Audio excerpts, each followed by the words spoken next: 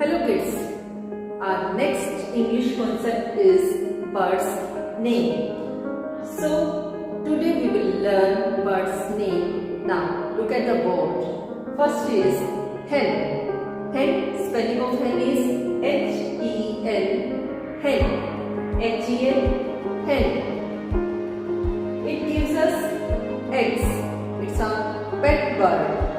Next is owl. Spelling of owl is O-W-L, owl.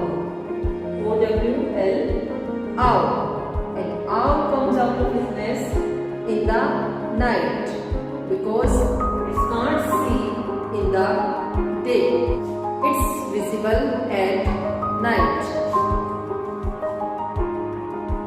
Next is duck. D-U-C-K, duck.